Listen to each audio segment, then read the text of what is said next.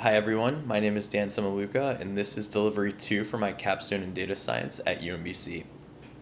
So my project is studying how interest rates can shift the housing market.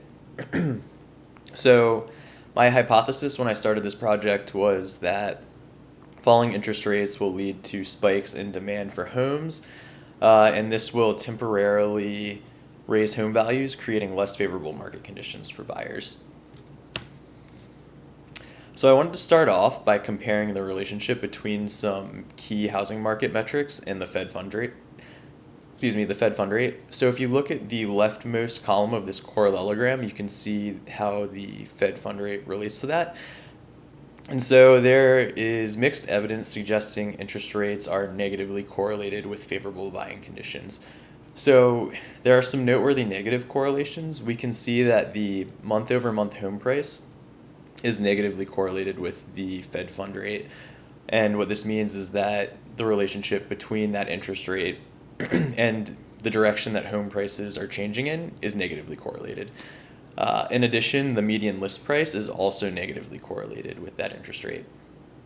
However, there are also positive correlations with the median sale price, and then also the share of listings with a price cut, meaning that when rates are higher, we're also seeing a higher rate of homes have their price cut while they're listed. So it's kind of hard to take too much away from the relationship by looking at this, by looking at the parallelogram. Oh, and I should also say that all of that data was at a national level, so that was country level metrics. So I started working on a big picture autoregression model, and again, this is focused on country level metrics.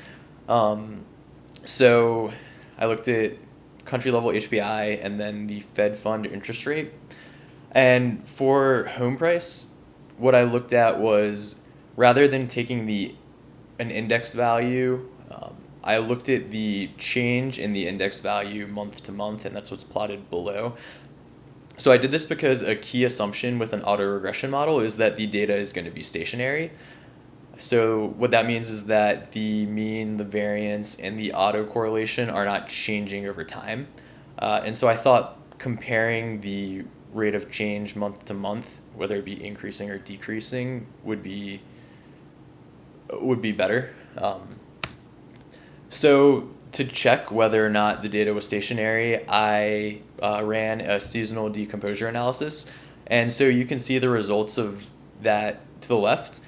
And so looking at the trend, it doesn't look too bad to me, but you can see that there is clearly a slightly upward trend up until about 2007 when the housing market crash happened, and then you see that there's a sharp decrease in home prices, and that occurs until about 2009 when everything starts to recover, and then from 2014 on begins to stabilize to the present. And the residuals look pretty good. Again, around 2009, like the peak of the housing market crisis, you can see they get a little crazy, and there's clearly some seasonality.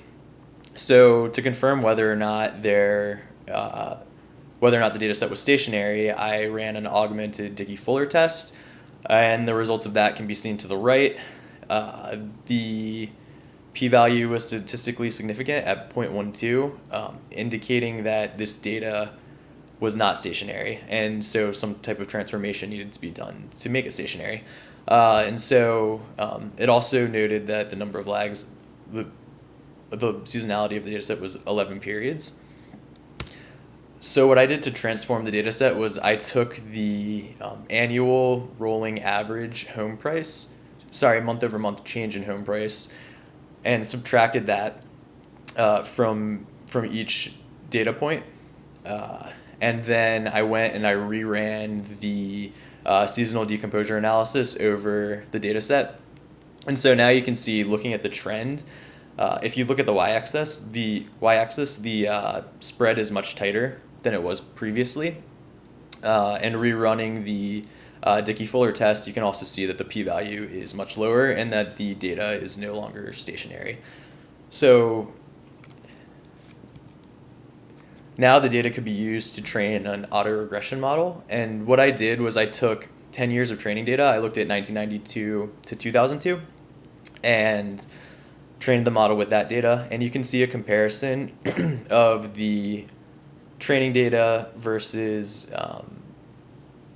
you can see a comparison here of the modeled output versus the actual adjusted HPI metric that I trained the model based off of.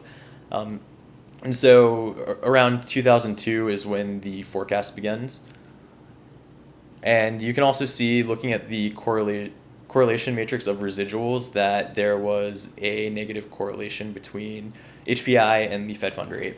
And so that's consistent with what other studies had found too, was that typically there's a negative correlation between home prices and interest rates.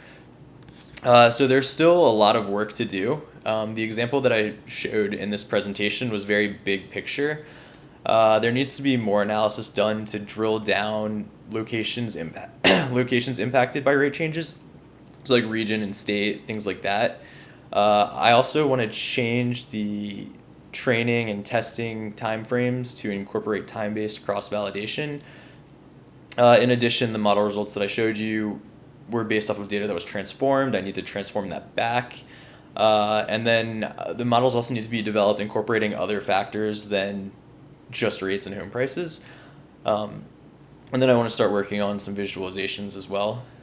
So I'm definitely excited to continue working on this for the remainder of the semester. Thank you for watching. If you have any questions or comments, I can be reached at the email seen below.